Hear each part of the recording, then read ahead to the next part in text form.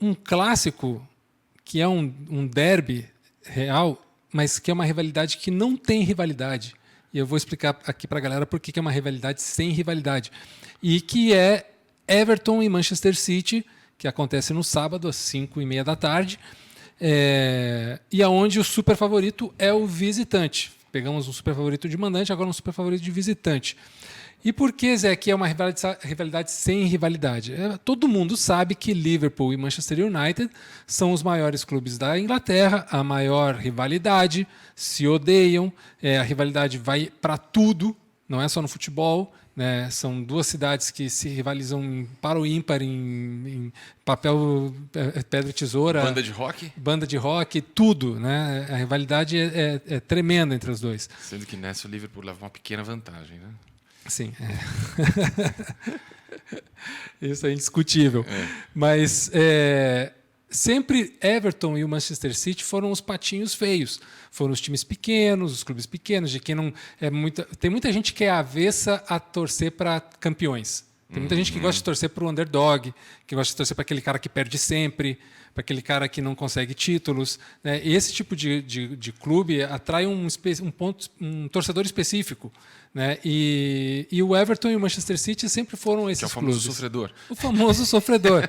Que ele vai lá sabendo que o time dele não vai ganhar, mas ele quer estar lá. Volta puto, xinga, joga o chinelo, Sim. joga o radinho de pilha, mas toma uma cerveja, indo para casa e tá tudo bem. E mais também porque ele não quer torcer para quem ganha sempre. Exato. Entendeu? Ele não quer torcer para o Manchester United ou para o Liverpool. Ele não quer, porque o cara vai ganhar sempre, então qual é a graça? Né? E aí, esses dois clubes, eles têm um histórico bem diferente, que eu quero dar só uma traçada aqui rápida para a gente entender por que não tem rivalidade nessa rivalidade. E onde é que sim teve rivalidade e depois, se esvaziou. Porque o Everton sempre foi maior em relação à rivalidade com o Liverpool do que o City com o United. Tá? Porque o City sempre foi um clube gangorra, assim. Bateu na terceira, na segunda divisão, subia. Era um time assim que um eletrocardiograma, o histórico do City. Né? Enquanto o United sempre foi o United, desde o dia da fundação até hoje. E o Liverpool também, sempre foi o Liverpool, do dia da fundação até hoje, mas o Everton, em algum momento, foi um time que conseguiu peitar o Liverpool na rivalidade e foi um time que criava-se uma rivalidade muito grande. Quando teve aquela tragédia de que morreram 80 torcedores do Liverpool, a partir daquele momento mudou a rivalidade dos dois. Hoje Everton e Liverpool são amigos. Assim. É mesmo? A rivalidade morreu. Por conta daquela tragédia do jogo? Foi por conta daquela tragédia. No jogo contra a Juve, né? Isso. Em Torino, foi isso? Isso. Não foi em Torino, foi em outra cidade. Agora foi na Bélgica. É verdade, não foi em Torino. É verdade. Agora não me lembro se eu posso estar errado. Mas a partir daquela tragédia, as duas torcidas elas fizeram um pacto de amizade. Elas vão no estádio juntas, elas convivem juntas. Sério, cara? Não tem mais briga, não tem mais violência. Morreu a rixa. Por conta da tragédia. Uniu as duas torcidas. Foram mais de 100 pessoas morreram apertadas na grade. Sim. Foi uma coisa horrível. Foi horrível. Assim, eu me lembro disso. Me lembro assim, de estar vendo na TV isso. E já o City, com o United, começou sempre foi o primo chato que puxava a orelha, que encheu o saco naquela hora, tirava sarro, mas nunca desafiou o United no seu tamanho, como o Everton já tinha desafiado o Liverpool. Né? E agora, como o City é esse gigante, mega global, uma marca universal, agora o City está maior que o United, talvez, em termos de... Nos últimos anos, com certeza. De títulos, de dinheiro, de projeção global, né? Ou está tentando chegar ali... Maior eu quis dizer... Não, como torcida, como tamanho, como marca, acho que não, né? Não, pois é, exato. Mas eu digo assim, como time nos últimos anos, sim, com certeza. Porque o City conseguiu muitos torcedores fora da Inglaterra. Né? Muitos torcedores na Índia, na China, no Paquistão. O investidor é tailandês, não é isso? Alguma coisa da não, Ásia. É dos Emirados. Do City? Isso. Tá. Eu não sei porque eu achava que era um asiático. É um asiático do Oriente Médio. Né? Perdão, achei que era Tailândia, uma coisa assim. Sim. Então, tem duas situações interessantes históricas para a gente ver dessa rivalidade Everton e City, os dois lados azuis. Né, que é o primeiro, assim, há uma tendência geográfica, não sei se você sabe, Zé, o que é uma megalópolis. Uma megalópolis? É uma cidade grande para caceta? É quando duas metrópoles crescem tanto, que elas se juntam e elas viram uma coisa só. Entendi. Manchester e Liverpool estão a 55 quilômetros uma da outra. né? E toda a área periférica Cara, das não é duas... nada assim, não é nada. Toda a área periférica das duas, inclusive aí uma outra cidade que tem... Duas cidades que têm times de futebol mais ou menos importantes, que são Bolton e Wigan. São dois times históricos da Inglaterra, mas que também nunca ganharam nada, né? O Bolton e o Wigan estão no meio dessa zona da megalópole. Então, se pensa que no máximo em 100 anos essa área vai virar uma coisa só. Entendi. Né? E aí a gente vai ter 4, 5, 6 clubes ali. Num pedaço de cimento. Num parte de uma coisa só. Entendi. E então o Everton e o City, eles têm 2 pontos-chave de rivalidade. Primeiro foi que a maior goleada que o City sofreu no futebol inglês, todas as divisões, foi para o Everton, 9-1. Porra. Isso lá em 26, né? 1926, faz muito tempo, mas foi a maior goleada que o City sofreu. É para isso que existe livro de história, né, cara? Sim. Porra. E aí tem outro assunto muito legal que tem a ver com o futebol mundial, que foi que em 1933, a final da FA Cup, que é, para quem não sabe, a Copa da Inglaterra, que é o... Copa do Brasil deles, né? É o torneio mais antigo do mundo, né?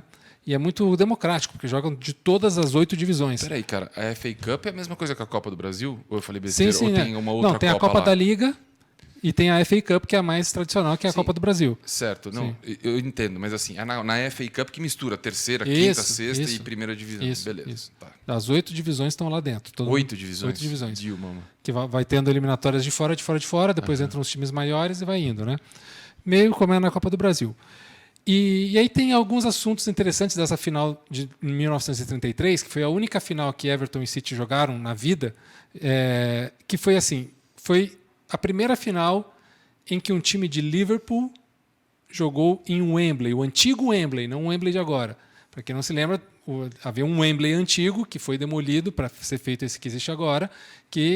Show de rocks memoráveis. Sim, memoráveis.